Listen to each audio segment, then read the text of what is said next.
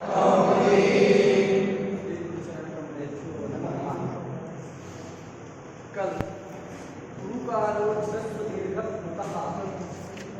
इस सूत्र का अध्ययन हम लोगों ने किया। इसमें से हम लोगों ने यह जाना कि एकमात्रिक प्रकार के उच्चारण काल के सदृश काल किस अच का है। वह अच होता है द्विमात्रिक प्रकार के उच्चारण काल के सदृश काल वाला अच होता है और त्रिमात्रिक प्रकार के उच्चारण काल के सदृश काल वाला अच संज्ञक होता है। ये सूत्र का हमने विचार किया था। साथ ही पदों के साधुत्व का भी विचार किया था। ऊकार पद में इतरेतर योग द्वंद्व गर्भित समास है तथा ह्रस्व दीर्घ कृतः में समाहारक द्वंद्व समास है। समाहार की उत्पत्ति कैसे होगी, क्योंकि समाहार में तो नपुंसक लिंग का एक वचन होता है, यहाँ पुल्लिंग कैसे हो गया। तो छंदोबद्ध सूत्राणि भवन्ति इत्यादि, और छंद में तो दृष्टान विधिर भवति। ये सारे सिद्धांतों को लेकर के हमने पदों के साधनों का विचार किया था तथा यह भी जाना था कि ये जो अर्थ हम लोग कर रहे हैं यह कैसे निकला उकाल शब्द से लक्षणा करके हम लोगों ने अर्थ निकाला। अंतिम में एक पंक्ति हम लोगों ने पढ़ी थी, सप्रत्येक उदात्तादिवेदेन वह अच, मतलब लप्सा का मतलब है लब्ध ह्रस्व दीर्घ संज्ञक, जिसने ह्रस्व दीर्घ तथा प्लुत संज्ञा को प्राप्त कर लिया है। ऐसा प्रत्येक अच तीन प्रकार का होता है। मतलब ह्रस्व अच भी तीन प्रकार का होता है, ह्रस्व उदात्त, ह्रस्व अनुदात्त और ह्रस्व दीर्घ। दीर्घ अच भी तीन प्रकार का है। कौन सा? दीर्घ उदात्त, प्लुत अच भी तीन प्रकार का है, प्लुत उदात्त, प्लुत अनुदात्त और प्लुत बड़े। इस प्रकार प्रत्येक अच जो है तीन तीन प्रकार का होता है। ये जो बताया सब प्रत्येक उदात्त अनुदात्त और स्वरित के भेद से ये तीनों अच तीन तीन प्रकार के होते हैं। लेकिन उदात्त किसको कहते हैं इसका ज्ञान हमको नहीं है। अनुदात्त किसको कहते हैं इसका ज्ञान अभी तक नहीं। अतः आज हम उदात्त किसको कहते हैं, अनुदात्त किसको कहते हैं और स्वरित किसको कहते हैं, ये तीनों बातों को हम जानेंगे। उसके लिए अलग से तीन सूत्र भगवान पाणिनि जी ने बनाए। ये तीनों जो सूत्र हैं उच्चैरुदात्तः, नीचैरुदात्तः, ये सब उदात्त अनुदात्त और स्वरित के स्वरूप को बताने वाले। मतलब उदात्त क्या है, अनुदात्त क्या है और स्वरित किसको कहते हैं, ये बताने के लिए ही ये तीनों सूत्रों का उल्लेख भगवान पाणिनि जी ने किया है। इससे उदात्त का विधान नहीं है। इससे बताए थे लोक संज्ञा के प्रसंग में आदर्शनम लोपः केवल ये बताता है कि लोग कहते किसको हैं। शास्त्र तो अर्थतो वा प्रशक्तस्य शब्दस्य यच्चारणाभावः सलोपः। इस प्रकार लोग कहते किसको हैं केवल यही बता रहा था आदर्शन लोक। लोक कार्य तो किससे होता था, तस्य लोपः से लोक कार्य। उसी प्रकार ये जो तीन सूत्र हैं उच्चैरुदात्तः, नीचैरुदात्तः, समाहारः, ये सारे सूत्र जो है क्या हैं, ये उदात्त विधान नहीं करता है, अनुदात्त का विधान नहीं करता है, स्वरित के विधान नहीं करता। अपितु क्या करता है, तो उदात्त कहते किसको, अनुदात्त कहते किसको हैं, स्वरित किसको कहते हैं, तो ये संज्ञा करने वाले सूत्र उच्चैरुदात्तः सूत्र के द्वारा उदात्त संज्ञा होती है। अब हम लोग साक्षात सूत्र का अध्ययन करते हैं तो उच्चैरुदात्तः इस सूत्र में दो पद, उच्चैहि ऐसा अव्यय पद है, उदात्तः यह प्रथमा के एक वचन का पद, द्विपदात्मक यह संज्ञा। उच्चैहि में विसर्ग देख करके मत समझ जाना कि राम ही की तरह बहुवचन का रूप में किया है। बहुत लोग क्या करते हैं, उच्चई लिखते ऐसे हैं, उच्चई लिखे तो रावई की तरह वो समझ जाते हैं कि कहाँ का रूप है, तृतीया बहुवचन का रूप है, ऐसा समझ जाते हैं। लेकिन आप लोग को ऐसा नहीं समझना है। यहाँ मूल शब्द रहता है उच्चई। क्या शब्द रहता है? और ये उच्चई से अव्यय है, उच्चई अव्यय का ही उच्चई ही ऐसा रूप बनता है। समझा गया? उच्चई कीदृशम पदम अव्यय पदम, जैसे चा वा इत्यादि होते हैं, उसी प्रकार उच्चई अव्यय पदम। और उदात्तः इति अनेकवचनात्मकं पदम, वो प्रथमा के एक वचन का रूप है, पद है। तो दो पद हो। अब संज्ञा सूत्र है, तो संज्ञा सूत्र का लक्षण क्या है? संज्ञा सूत्रत्व। तो संज्ञा और संज्ञी के बोधक दल जिसमें रहे उसको संज्ञा सूत्र कहते हैं। यहाँ देखो उदात्तः है, ये जो पद है ये संज्ञा का बोधक, इसका बोधक है संज्ञा का बोधक है, इससे उदात्त संज्ञा की जा रही है। और ये नीचे ही जो पद है वह किसका बोधक है? संज्ञी का बोधक है। तो संज्ञा संज्ञी दोनों का बोधक दल इसमें है, अतः इस सूत्र को हम लोग संज्ञा सूत्र जानेंगे। ये संज्ञा सूत्र। अब ये उच्चई से संज्ञी का बोध होगा। क्या है संज्ञी? तो देखो पहले उच्चई शब्द के अर्थ पर विचार करते हैं।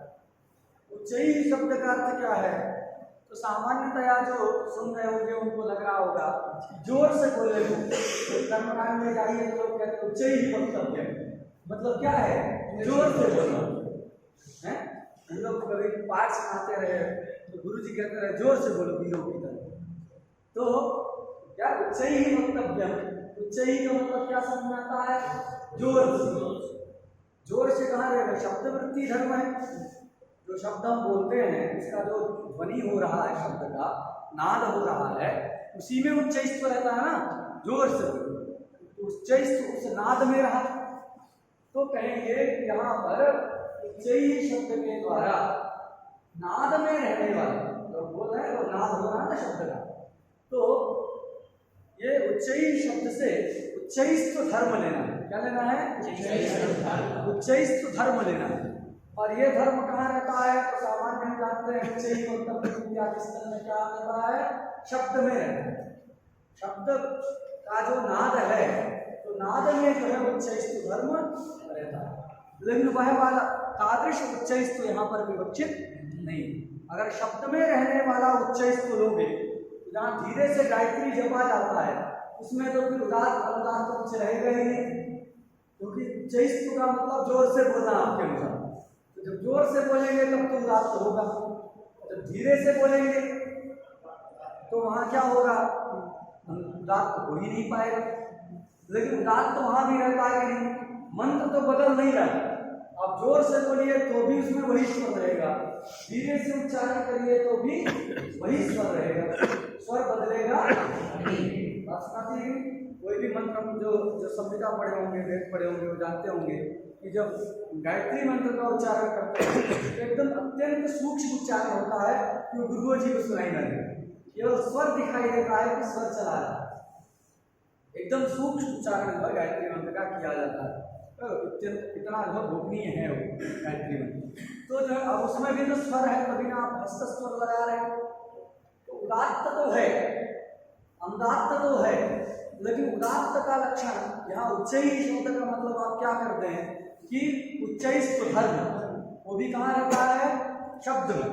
तो शब्द वृत्ति जो उच्चैस्त्व धर्म है, शब्द वृत्ति, वृत्ति मतलब रहने वाला, वृत्ति मतलब रहने वाला, शब्द वृत्ति शब्द में रहने वाला उच्चैस्त्व धर्म ले लोगे कि शब्द वृत्ति जो उच्चैस्त्व धर्म वो क्या कहलाता है? उदात्त कहलाता है। ये अर्थ होगा। अगर उच्चई शब्द से शब्द वृत्ति उच्चैस्त्व धर्म को ले लें तो सूत्र का अर्थ क्या होने लगेगा? शब्द वृत्ति उच्चैस्त्व धर्म, शब्द में रहने वाला जो उच्चैस्त्व धर्म है वह धर्म क्या होता है? उदात्त संज्ञक होता है। तो मतलब जहाँ वो धर्म रहेगा वो शब्द उदात्त हो जाएगा, जहाँ नहीं रहेगा वहाँ उदात्त नहीं रहेगा। तो उपांशु जाप करने का विधि है, उपांशु जाप किया जाए, ठीक होता है।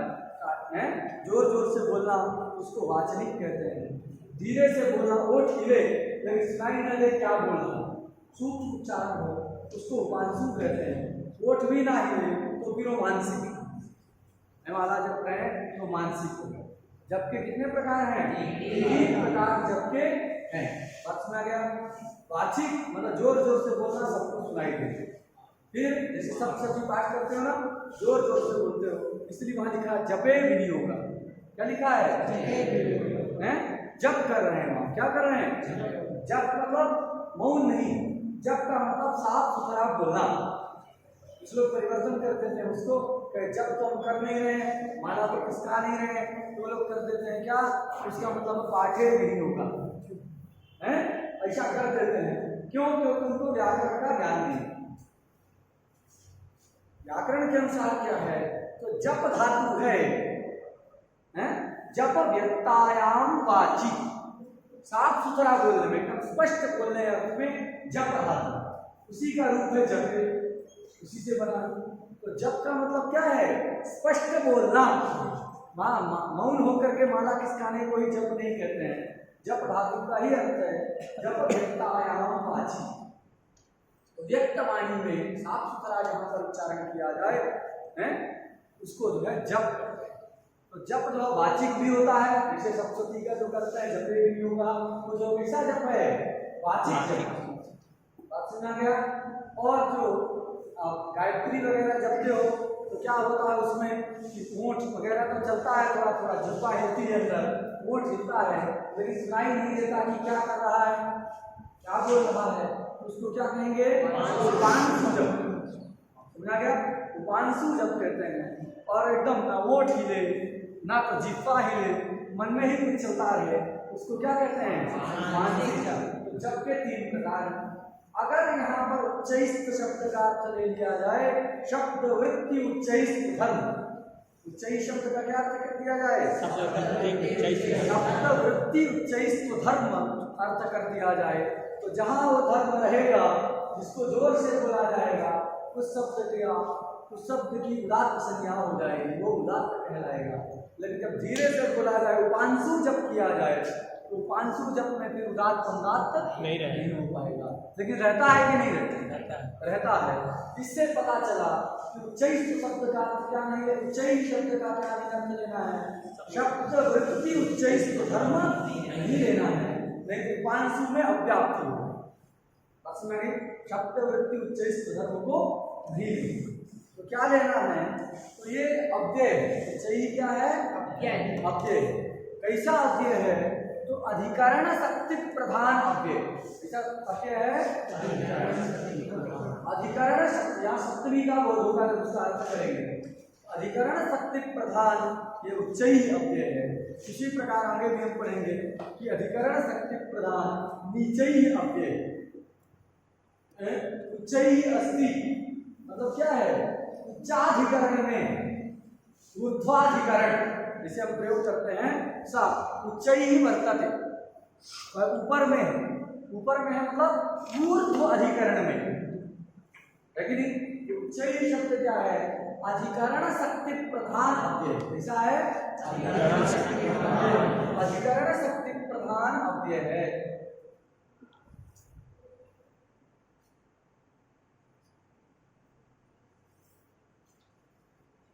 अधिकरण शक्ति प्रधान अव्यय है। तो अब इसका अर्थ क्या होगा? ये जो है सो है, अधिकरण शक्ति प्रधान है, तो यहाँ पर अर्थ क्या करेंगे? तो अभी हमने दृष्टांत दिया, जैसे उच्चैः तिष्ठति, उच्चैः तिष्ठति मतलब क्या है? ऊर्ध्व भाग में रहता है। लेकिन यहाँ उच्चैः शब्द का अर्थ हो गया ऊर्ध्व भागे। क्या हो गया? ऊर्ध्व भागे। ऊर्ध्व भागे कैसे निकला? तो आपको याद रखना है कि उच्चैः अधिकरण शक्ति प्रधानम अव्ययम। तो अधिकरण शक्ति प्रधान अव्यय है, इसलिए उच्चैः का अर्थ हो गया ऊर्ध्व भागे। क्या अर्थ हो गया? ऊर्ध्व भागे, ऊपर भाग है, ऊपरी सतह पर ये जो है इसका अर्थ हो जाएगा ऊर्ध्व भागे, ऊपरी सतह पर। अब प्रश्न होगा किसके ऊर्ध्व भाग में? स्वाभाविक प्रश्न है भाई, ऊर्ध्व भाग है किसका ऊर्ध्वभाग है। अभी ये कलम आप देख रहे हैं, देखिए तो ये हम कहें ऊर्ध्वभाग, तो ये इसका ऊर्ध्वभाग है, ये अधोभाग है, ये मध्य भाग है। तो ऊर्ध्वभाग कह रहे हैं तो कोई ना कोई तो होगा जिसका वह ऊर्ध्वभाग है। प्रश्न होगा उच्चैकार तो ऊर्ध्वभाग है, प्रश्न होगा किसके ऊर्ध्वभाग। यहाँ कस्य ऊर्ध्वभागे इस प्रकार की अवयवी की आकांक्षा। भाग मतलब अवयव, पार्ट, जैसे इसी को हमने कहा ऊर्ध्वभाग। तो ये क्या है, इसका भाग ही है ना, अवयव ही है ना, पार्ट है उसका ऊपर वाला, नीचे भी उसी का पार्ट है, मध्य में भी पार्ट है। तो इस प्रकार ऊर्ध्वभागे का मतलब क्या है, ऊर्ध्व अवयव। ऊर्ध्वभागे मतलब ऊर्ध्व अवयवे। अब अवयव है तो अवयवी कोई होगा, इसका ही अवयव बन रहा है, तो अवयवी की आकांक्षा।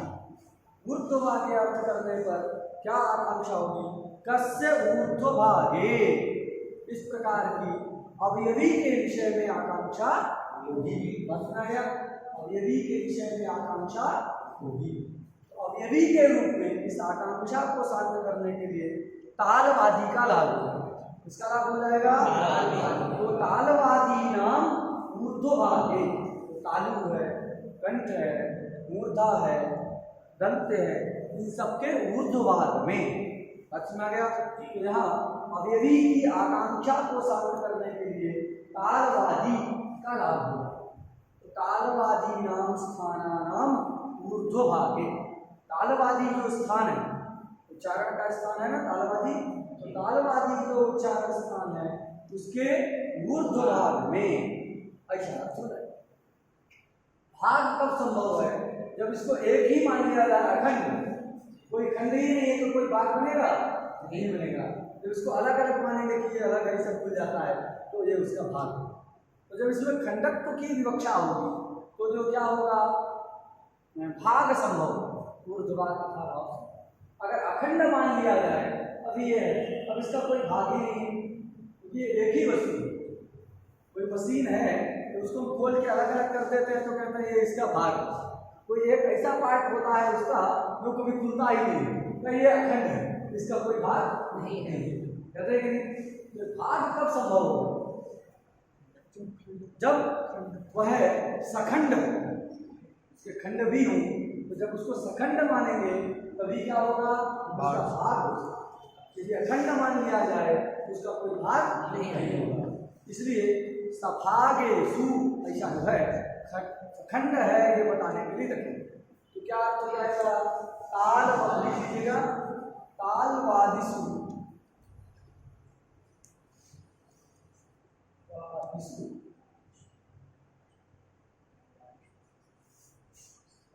सभागेषु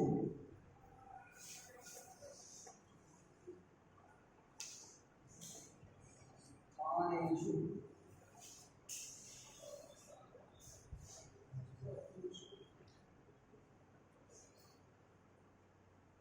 ऊर्ध्वभागे,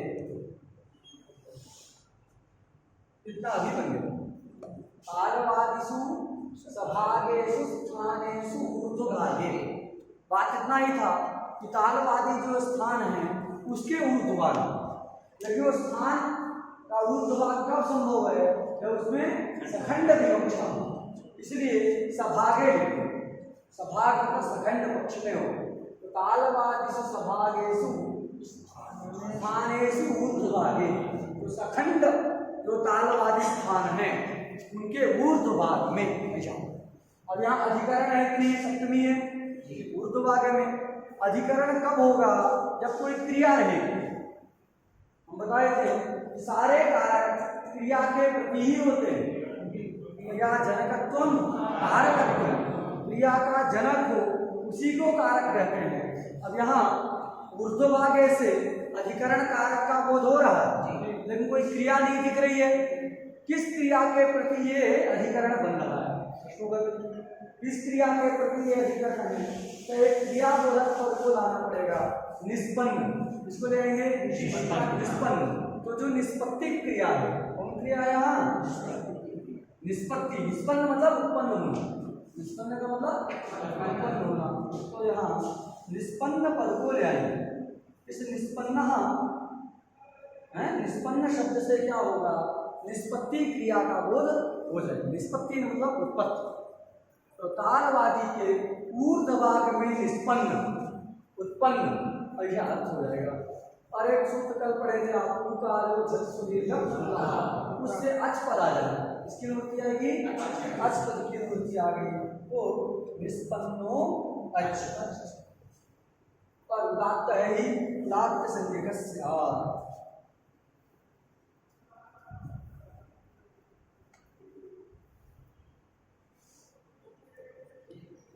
क्या बन गया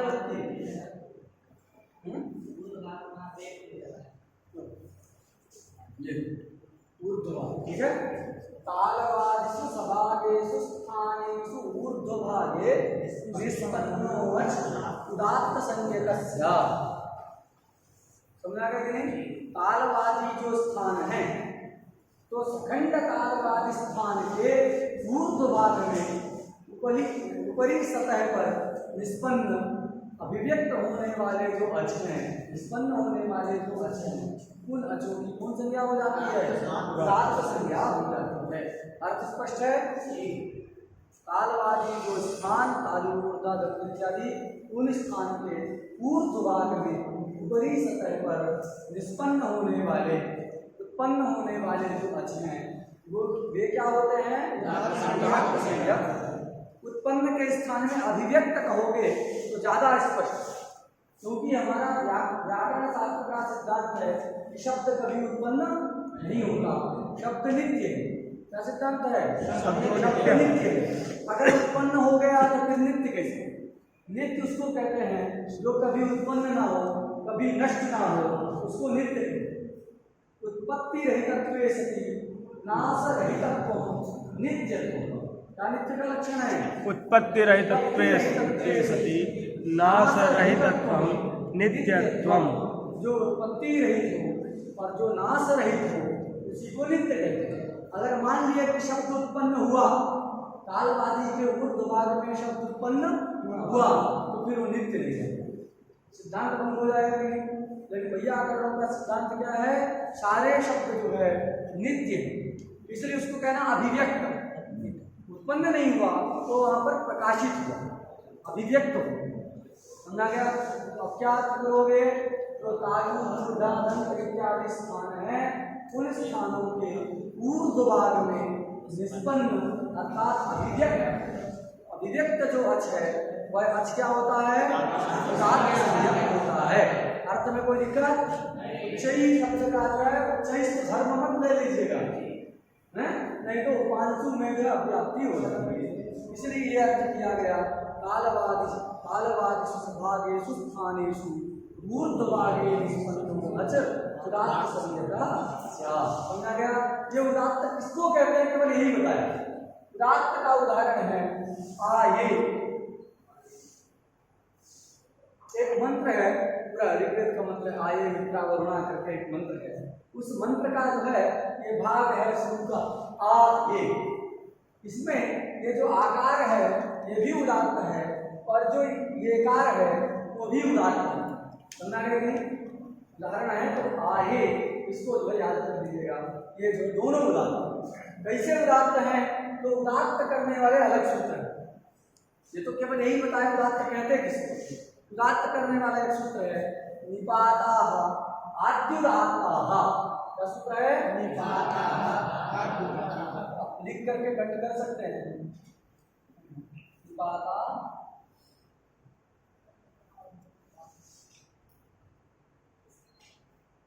आद्युदात्ताः, निपाताः आद्युदात्ताः। सर का लोप हो जाता है, लोपा साथ से निपाताः आद्युदात्ताः। ये आ जो है निपात है ना। आप पढ़ते हैं परा इत्यादि पढ़ते हैं, वहाँ आंग आता है और प्रादी है तो प्रादया सूत्र के द्वारा उसकी कौन संज्ञा हो जाती है, आ की निपात संज्ञा होती है।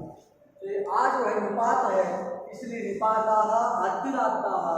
इस सूत्र के अनुसार ये आकार क्या है, उदात्त।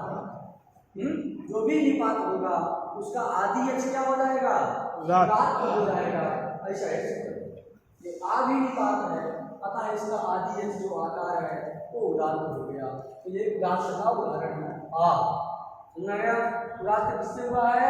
निपाताः अत्युदात्ताः, इसके द्वारा उदात्त स्वर हुआ। क्लियर? एकार भी क्या है? उदात्त। तो कैसे उदात्त है? यहाँ यत् शब्द है। क्या शब्द है? यहाँ यऊ ये, समझा ना? यहाँ यऊ ये ऐसा रूप चलता है यत् शब्द। यत् शब्द से जस प्रत्यय लाए। यत् शब्द है उससे क्या लाए? जस प्रत्यय लाए। क्या बन गया? यद जस, अनुबंध लोग कर दो तो अस, ऐसा जो बन गया यद अस। अब कैसे स्वर विधान होता है थोड़ा सा मैं समझाने के लिए दो उदाहरण आपको बता देता हूँ। केवल व्याकरण शब्द को नहीं बनाता, वेद में स्वर कैसे लगाए जाते हैं, शब्दों में स्वर कैसे लगता है, ये भी व्याकरण के द्वारा जाना जा सकता है। तो हम बता रहे हैं कैसे ए में कैसे उदात्त स्वर आएगा। जो वैदिक होते हैं वो व्याकरण बहुत पढ़ते नहीं, मतलब कुछ कुछ पढ़ते हैं, प्रायः नहीं पढ़ते हैं। तो उनको क्या रहता है, वेद पढ़ रहे हैं तो उनको संदेह हो गया कि यहाँ उदात्त होगा कि अनुदात्त होगा। तो गुरु जी के यहाँ जाएंगे, गुरु जी कौन स्वर है। अब गुरु जी अपने पुस्तक में देखेंगे यहाँ पर हम क्या लगाए, तो वो अगर देख लिए कि हमारे गुरु जी का लगा कर कुछ दूसरा लिखा थे तो भी वही लगवा देंगे। लेकिन कोई पूछ ले यही क्यों है, ये क्यों नहीं है, तो उनके पास कोई युक्ति नहीं। लेकिन व्याकरण एक ऐसा विषय है कि व्याकरण जो है युक्तिशाह बताएगा यही है, उसको याद करने की जरूरत नहीं। गुरु जी ने कहाँ पर चिन्ह लगवाया, व्याकरण को जो है ये याद रखने की आवश्यकता नहीं है कि गुरु जी ने कहाँ पर कटवा करके पुस्तक में चिन्ह लगवाया कि ये वाला उदात्त होगा, इसको गलती से समझेगा। वो स्वयं जो अपनी बुद्धि से व्याकरण के सूत्रों के माध्यम से जान जाएगा। जिससे हमने बताया कि निपात है आ, तो जान जाएगा निपाता से उदात्त। ये भी उदात्त है। कैसे उदात्त है तो थोड़ा सा आपको तरीका समझाते हैं। ये यहाँ ये कानून अब कैसे बनता है, पहले शब्द बनाते हैं। यत् शब्द है उससे जस प्रत्यय लाए बहुवचन में अनुबंध लोप होकर के अस बने। अब दोनों के लिए अलग अलग स्वर विधायक शास्त्र। ये यत् है ये प्रातिपदिक है कि नहीं? यत् क्या है? प्रातिपदिक है। प्रातिपदिक को संस्कृत में फिश भी कहते हैं। क्या कहते हैं? फिश, मछली वाला फिश नहीं हो, फिश, ऐसा फिश शब्द है। एक वचन में रूप बनता है फिट। तो कुछ सारे शब्द जो संस्कृत के हैं कहते हैं बड़ा फिट है शरीर। फिट कहाँ से आया? व्याकरण में बात अलग है, उसका अर्थ दूसरा है। यहाँ पर ये जो फिट बना मूल शब्द है फिश, उसका रूप चलता है फिट फिशौ फिशा। ऐसे रूप चलता है फिट फिशौ फिशा, फिशा दिशा फिटभ्याम दिशे फिटभ्याम फिटभ्याम दिशा फिटभ्याम फिटभ्याम दिशा फिशो फिशा दिशि फिशो है फिट। ऐसा ना उसका रूप चलेगा। फिट शब्द भी कहाँ का है? व्याकरण में, संस्कृत में। तो फिश शब्द है, समझा गया? फिश मतलब प्रातिपदिक। तो सूत्र याद करिए, फिशोंत उदात्त। क्या सूत्र है? फिशोंत उदात्त। फिशोंत उदात्त। याद कर लीजिए, तो आप लोग जाने रहिए कि कोई किसी के यहाँ जाइए तो आप बता सके कि ऐसा जो स्वर लगाया है, तो बढ़िया से तैयार करिए। फिशोंत उदात्त। फिश मतलब प्रातिपदिक। ये षष्ठी का रूप है फिशा। कहाँ का रूप है?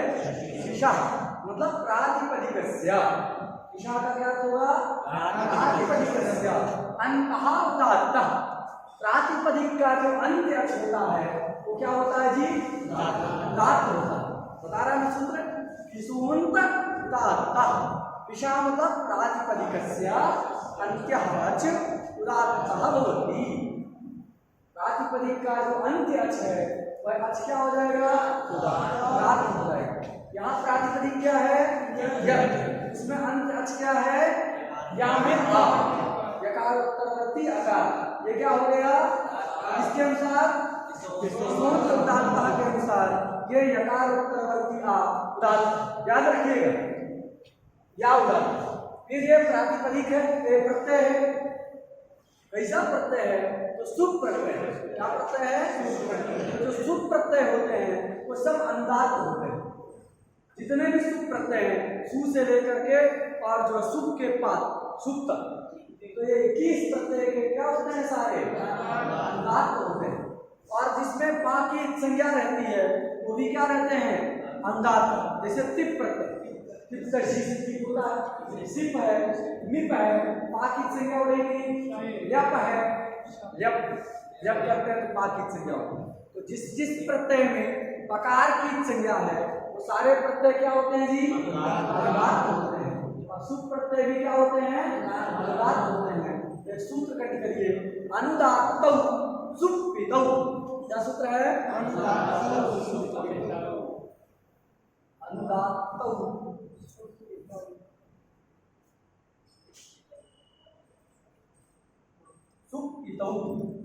अर्थ स्पष्ट है। सुप मतलब 21 और पित का मतलब जहां जहां पकार की संज्ञा है, जैसे तिप हो गया, सिप हो गया, मिप हो गया, लेप हो गया, ये सब पित वाले हैं। तो सुप और पित क्या होते हैं? अनुदात होते हैं। अनुदात ये क्या है? अरे वस्तु है लेकिन शुद्ध है। शुभ होने से क्या हो जाएगा?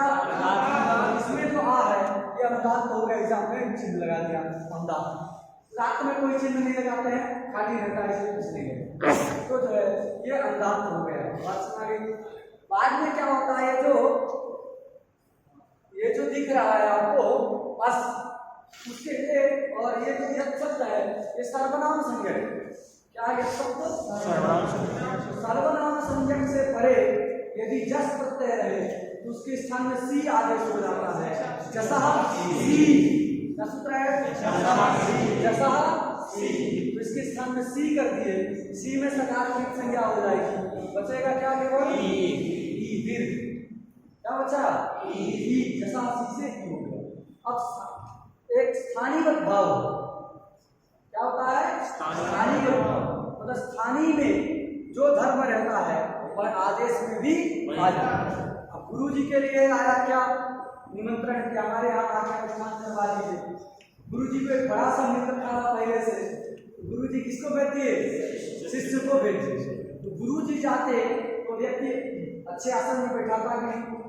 गुरु जी को दक्षिणा देता कि नहीं? भोजन कराता कि नहीं? शिष्य जाएगा तो उसको भी सब कुछ करता है कि नहीं? तो गुरु के स्थान में गया हुआ शिष्य भी उसी अग्र आसन में बैठता है, वो भी दक्षिणा प्राप्त करता है, भोजन प्राप्त करता है। क्यों? क्योंकि उसके स्थान में आए। किसी मीटिंग में प्रधानमंत्री को जाना हो और वो कहीं व्यस्त हो तो किसको भेज दें? कोई कैबिनेट मंत्री को भेज दें। तो प्रधानमंत्री का जितना आदर विदेश में होना चाहिए था वो सारा सम्मान उसको मिलेगा कि नहीं? मुख्यमंत्री को योगी जी चले जाएंगे, उसको भी मिलेगा। तो ये प्रतिनिधि, तो जिसके स्थान में जो आ जाए उसमें भी वही सारा धर्म आएगा। हम पढ़ा रहे हैं, हमारे स्थान में दूसरा आएगा, वो भी पढ़ाएगा कि नहीं? वो भी पढ़ाएगा, उसमें भी वो धर्म आएगा। उसी प्रकार ये ई किसके स्थान में आया है? अस में कौन सा धर्म था? अनुदातत्व तो था, अनुदातत्व आ गया, उसके स्थान में ई आया, ये भी क्या होगा? अनुदात। क्लियर हो गया। और यहाँ पहले क्या होता है? यदि में दा को आ हो जाता है, यदादि नाम अतो अतो गुणे से पूर्व रूप हो गया तो क्या बन गया? पररूप हो गया। अतो गुणे से पररूप हो गया, बच गया या और ई। या क्या है? वो आकार है, ये उदात्त है, और ई अनुदात्त है। दोनों के स्थान में आत्मा से गुण कर दिए, क्या बन गया? ए। अब ये ए जो है दो वर्णों को मिलकर के बना, आ को मिलकर के बना है और ई को मिलकर के बना। दोनों वर्णों में अलग अलग धर्म था। आ में उदात्तत्व था, ई में अनुदात्तत्व था। दोनों के स्थान में ए आया। ए में हम कौन सा धर्म आए? उदात्त आए या अनुदात्त आए, अथवा दोनों से विलक्षण स्वरित आ जाए। क्या आएगा? वो तो सूत्र बताएगा। हम लोग जो है क्या है? लक्षणी के चक्षुष है। हम लोग सब क्या है? हमारा नेत्र क्या है? लक्षण ही नेत्र। जो लक्षण कहता है हम वही मानते हैं। तो हम लोग जो अध्येता लोग हैं, पढ़ने वाले हैं, उन सबको क्या कहा जाता है? लक्षणी के चक्षुष का। लक्षणी के चक्षुष, लक्षणम एकम प्रधानम चक्षु यस्य असौ लक्षणैक चक्षुष्कः। हम सब लोग जो है लक्षणैक चक्षुष हैं। अब यहाँ समस्या तो खड़ी है, दोनों के स्थान में ये बन गया क्या, गुण कर दिए तो ए बन गया। अब ए में जो एकार है वह दो वर्णों से मिलकर के बना है, उसमें आकार वृत्ति उदात्तत्व धर्म को लाया जाए अथवा इकार वृत्ति अनुदात्तत्व धर्म को लाया जाए अथवा दोनों से विलक्षण कोई स्वरित धर्म ले आया जाए, क्या लाया जाए, ये समस्या हमारे सामने खड़ी है। और उसका निश्चय कैसे करेंगे, तो लक्षण ही चक्षुष है तो लक्षण की ओर देखेंगे, इसकी ओर देखेंगे, लक्षण की ओर देखेंगे। लक्षण क्या बता रहा है कि कौन सा धर्म लाया है। तो एक लक्षण है वह कहता है अगर उदात्त के साथ कोई एकादेश कर दो, एकादेश का मतलब दो के स्थान में एक कर दें, तो जब एक आदेश करते हैं उसको क्या कहते हैं, एकादेश। यहाँ आ और ई दोनों के स्थान में क्या कर दिए, ए, क्या हो गया, ये एकादेश। तो कहता है अगर उदात्त के साथ एकादेश की हो, दूसरा कुछ भी हो, अनुदात्त हो कि स्वरित हो कि कुछ ना हो, उदात्त अगर एक कोई है तो फिर समुदाय में भी क्या आएगा जी, उदात्त ही आएगा। उदात्त के साथ यदि एकादेश किया जाए तो उस एकादेश से निष्पन्न वर्ण में भी क्या धर्म आएगा, उदात्त ही आएगा। तो एक और सूत्र है उसको भी करके पूछिएगा,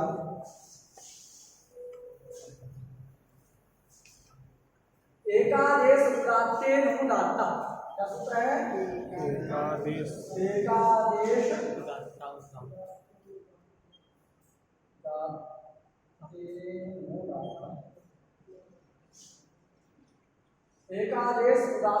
उदात्ता, एकादेश उदात्तेन उदात्ता, इस यहाँ सप्तमी मान लीजिए, तो उदात्तेन एकादेशे कैसे अन्वय करोगे, उदात्तेन एकादेशे उदात्तः भवति। उदात्त के साथ यदि एकादेश किया जाए तो फिर क्या हो जाएगा, उसमें उदात्त हो जाएगा। तीन पद है, अर्थ स्पष्ट है।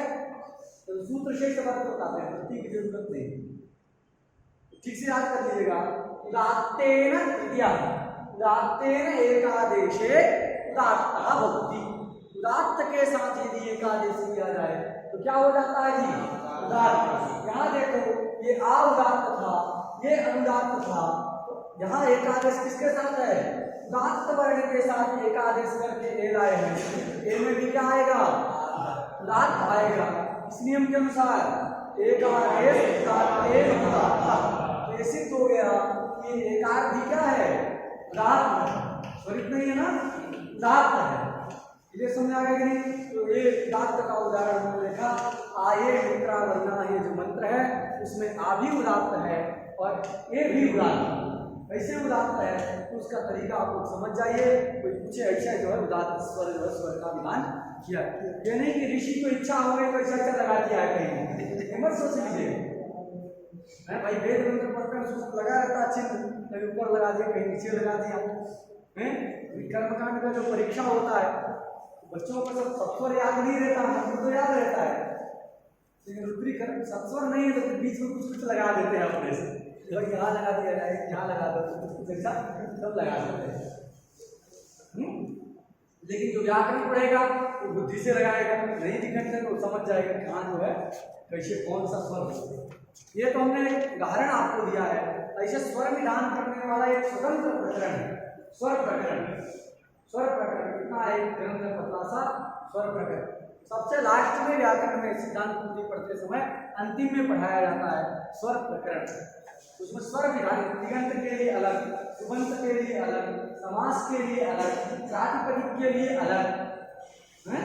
ऐसे बहुत सारे प्रकरण उस स्वर प्रकरण के अंतर्गत हैं जो सब जगह स्वर का विधान करते हैं। उसको आप समझ गए तो पूरा आपको वेद का स्वर विज्ञान समझ में आ जाएगा, क्या है उसमें विज्ञानता स्वर की और कैसे कैसे स्वर का संचालन किया जाता है। स्वर संचालन करने का तरीका व्याकरण उदाहरण समझा गया। तो ये उदाहरण करने वाला हमने देखा।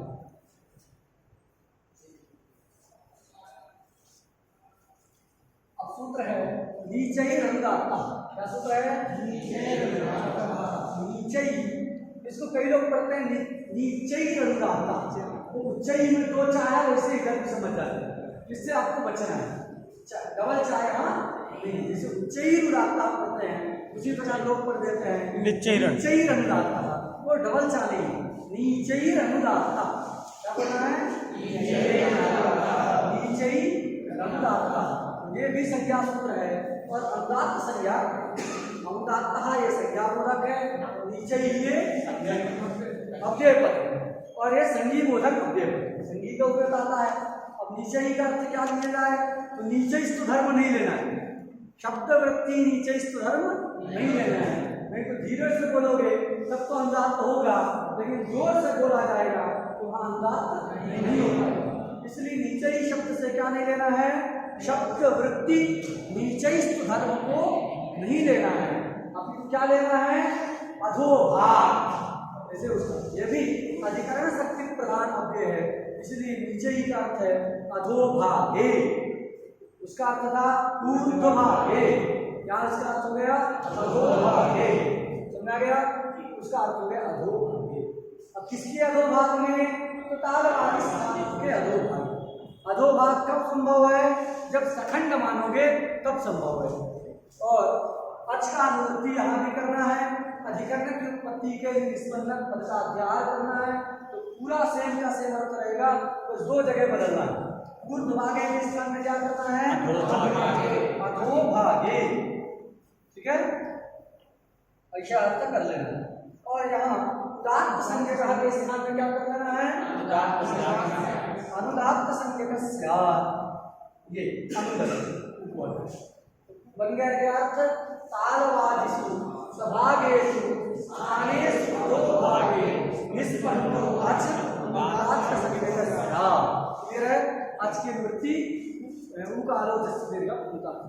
तो जो तालवादी स्थान है उसके अधोभाग से निचले भाग से अभिव्यक्त होने वाला जो अच है वह अच अनुदात्त संज्ञक कहलाता है। बचना है ऐसे अच को हम अनुदात्त शब्द से जानेंगे। क्लियर हो गया? अनुदात्त संज्ञा का विज्ञान हमको हो गया।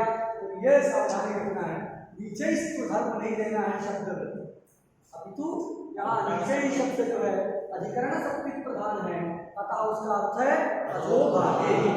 बाकी आकांक्षा ये सब लब्ध हो जाए। कस्य अधोभागे? तो तालवादी नाम, तालवादी स्थानों में अधोभाग में निष्पन्न जो अभिव्यक्त जो अच है वह अनुदात्त संज्ञक। इसका उदाहरण है अर्वांग। अर्वांग एक अव्यय। अर्वांग का मतलब अभिमुख होना, सामने अभिमुख हो गए, तो ये संबोधन में अभिमुख अर्थ में ये अर्वांग शब्द का प्रयोग हो। ये भी एक अर्वांग किसी मंत्र में आया है, मंत्र को भी कंटिन्यू, तो ऋग्वेद का मंत्र है अर्वांग। तो अर्वांग जो है ये अनुदात्त का उदाहरण है। यहाँ क्या होता है? ये प्रातिपदिक है। अर्वांग भी क्या है? अव्युत्पन्न प्रातिपदिक है। अव्युत्पन्न प्रातिपदिक है तो कौन सूत्र लग जाएगा?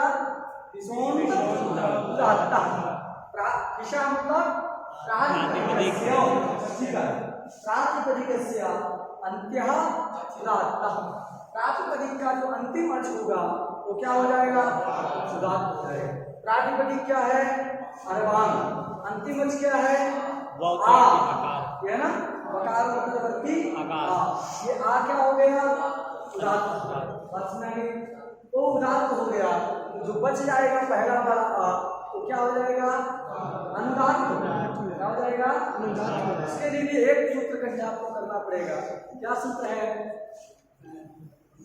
अनुदात्तम पदमेक वर्ज्यम।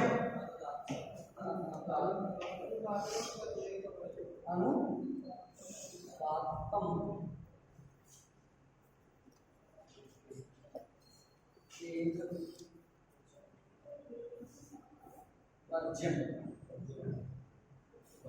अनुदात्तम पदमेक वर्ज्यम। ये अनुदात्त का ध्यान करता है, अनुदात्त संज्ञा नहीं करता, विधान करने वाले विधि सूत्र। अनुदात्तम पदमेक वर्ज्यम अर्थ समझ लीजिए, एक पदम वर्ज्यम, एक पद को छोड़ करके, एक पद को छोड़ करके क्या बताता है? अनुदात्त। क्या अभिप्राय है कि कोई एक शब्द है पूरा, जैसे ये अर्वांग शब्द ही ले, अर्वांग एक पद है कि नहीं, उस पद में अगर किसी को उदात्त कर दिया जाए अथवा क्या कर दिया जाए, स्वरित कर दिया जाए, तो स्वरित वाले को छोड़ करके अथवा उदात्त वाले को छोड़ करके जितने भी शब्द रहेंगे उसमें वो सब क्या हो जाएंगे, अनुदात्त हो जाएंगे। यहाँ तो एक ही बच रहा है आ, इसको उदात्त कर दिया गया है, वकार उत्तरवर्ती आकार को विषोन उदात्त से उदात्त कर दिया गया है, उस उदात्त को छोड़कर जितना बच गया है वो अनुदात्त हो जाएगा। तो ये एक बच रहा है, अतः ये आकार क्या है, अनुदात्त है। अनुदात्तम पदमेक। कोई बड़ा सा शब्द ले लो, राम नाम। अब राम नाम में स्वर है कि नहीं, हम आपको एग्जाम्पल के लिए बता रहे हैं, रामनाथ। तो रामनाथ ले लिए तो राम नाम ले लिए, मान लीजिए इसको स्वरित हो गया था, मान लीजिए है, ऐसा हम नहीं कह रहे हैं, तो ये स्वरित अगर है तो उसको छोड़ के जितने भी पद रहेंगे आ ये तीनों क्या हो जाएंगे, अनुदात्त हो जाएंगे। किस नियम के अनुसार, अनुदात्तम पदमेक अनुदात्तम पदमेक वर्ज्यम। जिसको उदात्त किया जाए अथवा स्वरित किया जाए उसको छोड़कर उसी पद में, और एक दूसरा पद होगा रामनाथ को लाओ। अब लाओ हिंदी में तो नहीं होता, लेकिन मान लीजिए ऐसा बात है, रामनाथम आने, क्या कहे, रामनाथम आने, रामनाथ नाम के व्यक्ति को बुला लो। तो अब यहाँ पर जो दूसरा पद हो गया आने, तो आने में स्वर हो गया उदात्त, तो इसको अनुदात्त होगा नहीं होगा, उसी पद में होना चाहिए। इसी रामनाथ पद में एक ही पद में एक को स्वरित हो गया है, उसको छोड़ के जितने भी रहेंगे सब अनुदात्त। अथवा किसी एक को क्या हो गया, उदात्त हो गया मान लीजिए इसको, तो भी सारे अनुदात्त हैं। तो जिस एक पद में जिस वर्ण को उदात्त अथवा स्वरित हो, स्वरित या उदात्त को छोड़ के सारे के सारे वर्ण उसमें क्या हो जाते हैं, उदात्त हो जाते हैं। अनुदात्त पदमेक वर्ज्यम, इस नियम के अनुसार ये अर्वांग का आकार क्या है, अनुदात्त है, तो दूसरा आ उदात्त हो चुका है, विषोद उदात्त। अनुदात्तम पदमेक वर्ज्यम के अनुसार अनुदात्त। ये भी समझ आ गया, सूत्र पूरा समझ आ गया है। अब सूत्र आ रहा है क्या, समाहार स्वरितः। क्या सूत्र आया, समाहार स्वरितः। अभी समय है ना 10 मिनट, 2 मिनट 5 मिनट आप दीजिए जी, समाहारः स्वरितः। तो समाहार स्वरितः यह सूत्र स्वरित संज्ञा का, स्वरितः ये संज्ञा बोधक दल है और समाहार है संगी बोधक दल है। अतः संज्ञा संगी बोधकत्वात् अस्य संज्ञा प्रश्नम से दोनों ही पद प्रथमा के एक वचन का रूप, स्वरिता भी प्रथमा के एक वचन का है और समाहारा भी प्रथमा के एक वचन का रूप।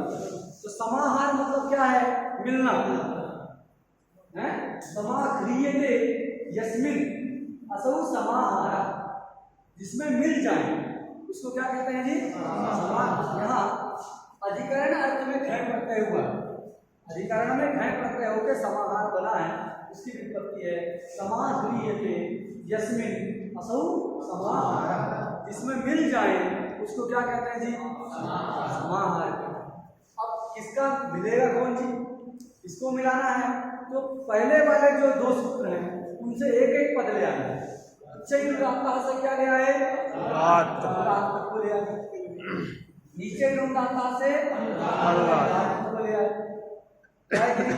तो उदात्तः और अनुदात्तः ये 2 पदों के अनुरूप।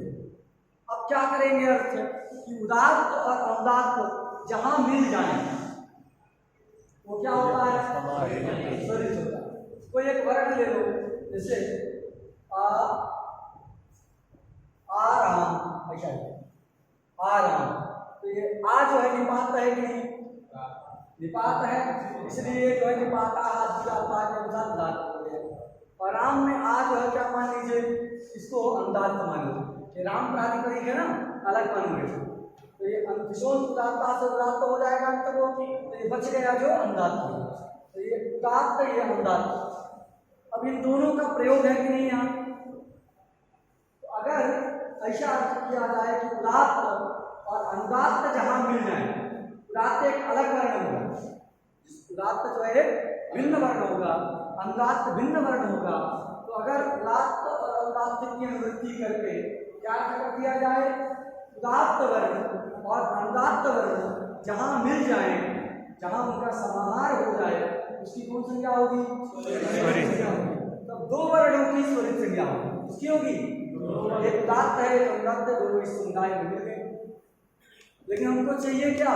एक स्वतंत्र वर्ण की भी स्वरित संज्ञा चाहिए।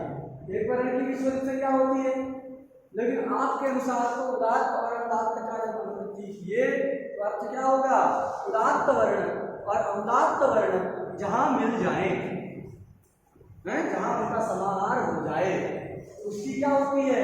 स्वरित संज्ञा। तो ऐसे समुदाय की भी स्वरित संज्ञा होने लगेगी जहां दो वर्ण होंगे, उदात्त और अनुदात्त। वो समुदाय दो वर्णों के समुदाय की क्या होने लगेगी? स्वरित संज्ञा होने लगेगी। लेकिन दो वर्णों के समुदाय की स्वरित संज्ञा इष्ट नहीं है।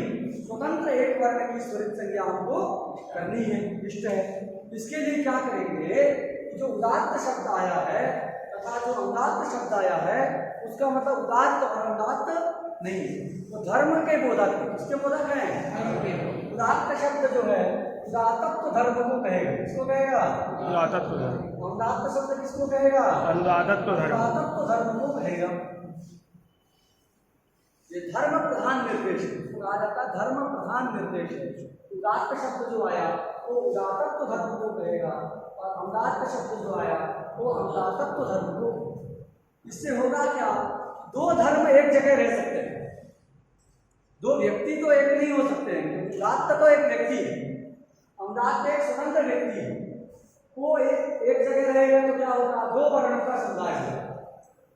लेकिन धर्म तो एक में दो भी रह सकते हैं। एक व्यक्ति है देवदत्त, तो देवदत्त जो है किसी का पिता है, उसमें पितृत्व धर्म रह रहा है। किसी का भाई है तो भ्रातृत्व धर्म भी रह रहा है। उस देवदत्त में किसी का पुत्र है तो पुत्रत्व धर्म भी रह रहा है। पति है, पतित्व धर्म भी रह रहा है। एक ही व्यक्ति में बहुत सारे धर्म रह सकते हैं कि नहीं? रह सकते हैं। उसी प्रकार यहाँ पर क्या कहना है? उदात्त का मतलब उदात्तत्व, अनुदात्त का मतलब अनुदात्तत्व। ये दोनों धर्म एक साथ रह सकते हैं। उदात्त अनुदात्त एक वर्ण में नहीं रह सकते। उदात्त अलग वर्ण होगा, अनुदात्त अलग वर्ण होगा। लेकिन ये उदात्तत्व और अनुदात्तत्व जो धर्म है वो धर्म तो एक वर्ण में रह सकते हैं। तो क्या कहेंगे? उदात्तत्व और अनुदात्तत्व धर्म का समाहार जिस एक वर्ण में हो जाए, वो वर्ण कौन होगा? अच। वो वर्ण जो है अच ही होगा जिसका समाहार करना है। इसमें अच की अनुवृत्ति करना है, किससे? अच ले आना है। तो क्या होगा? उदात्तत्व और अनुदात्तत्व ये कहाँ रहते हैं? दोनों वर्णों में। तो उदात्तत्व और अनुदात्तत्व जो वर्ण में रहने वाले धर्म हैं, उन धर्मों का जहां समावेश हो जाएगा उस अच की कौन संज्ञा होगी? तो इसका वृत्ति लिख लीजिएगा, अर्थ लिख लीजिएगा। उदात्तत्व अनुदात्तत्व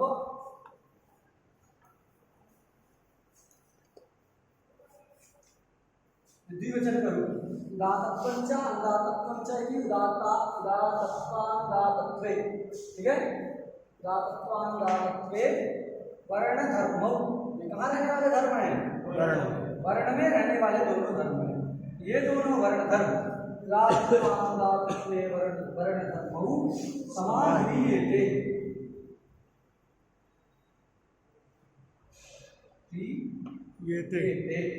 ये दोनों समाहित होता है। द्विवचन के रूप में समाधीयते यस्मिन् अचि।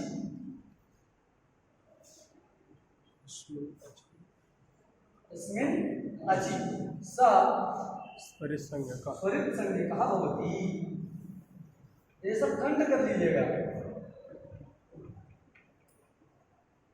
संज्ञको भवति।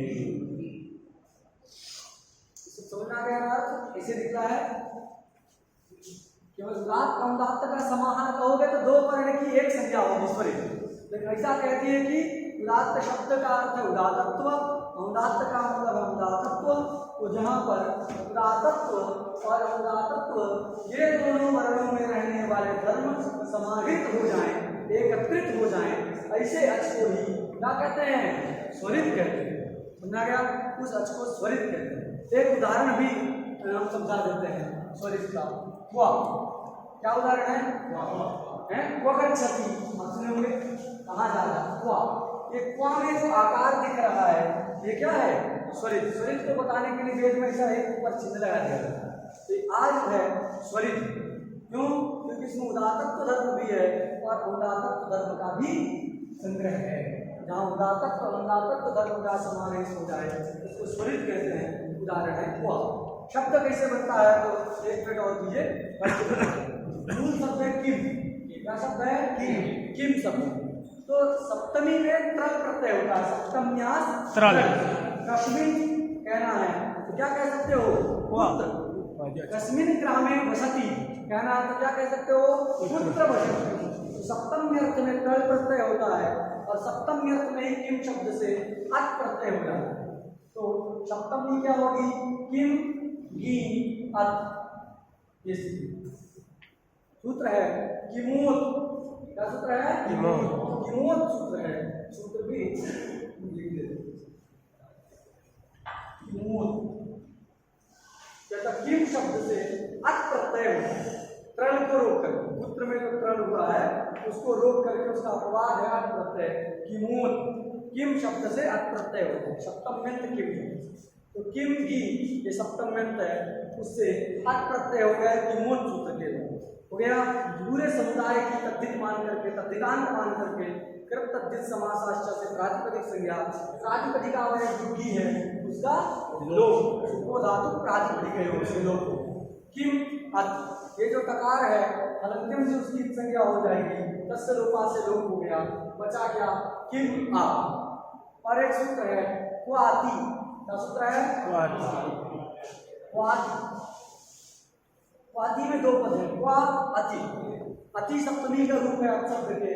अत प्रत्यय के परे रहते किम शब्द के स्थान में क्वा आदेश होता है। किमा का से किमा की वृत्ति आती है। तो किम शब्द के स्थान में क्वा आदेश होता है अत प्रत्यय के परे से। अत प्रत्यय पर में किम के स्थान में क्या हो जाएगा? क्वा। क्वा में कितने अल हैं? क्वा वा आ। तीन है, तीन अल है ना, तीन वर्ग है। इसलिए क्वा आदेश क्या हो गया? अनेकाल हो गया, अनेक अल वाला हो गया। अनेकाल जो आदेश होता है वो संपूर्ण के स्थान में आ जाता है। क्या सूत्र है? अनेकाल सिद्ध सर्वस्य। सिद्ध सर्वस्य। पूरे किम के स्थान में क्वा, क्वा आ, क्वा आ। और ये आज आदि प्रत्यय है, स्वादि भी है, अतः उसके परे रहते पूर्व की भसंज्ञा हो जाएगी ये जीव हम के द्वारा। ये सेती चार से आकार का लोप हो जाता है। क्वा का आ चला गया, ये वाला आ मिल गया, प्रत्यय का आ मिल गया, बस में आ गई तो बन गया क्वा। अब एक क्वा में देखो जो अत प्रत्यय है वो तित प्रत्यय, ता की संज्ञा हो गई, जिसमें ता की संज्ञा हो उसको तित, का की संज्ञा हो तो कित, सा की संज्ञा हो तो सित। तो उसी प्रकार कित प्रत्यय है, एक सूत्र है तित स्वरितम। क्या सूत्र है? तित स्वरितम। तित स्वरितम। जो तित प्रत्यय होता है उसका अच स्वरित, तित प्रत्यय का आदि अच, आदि जगाना है।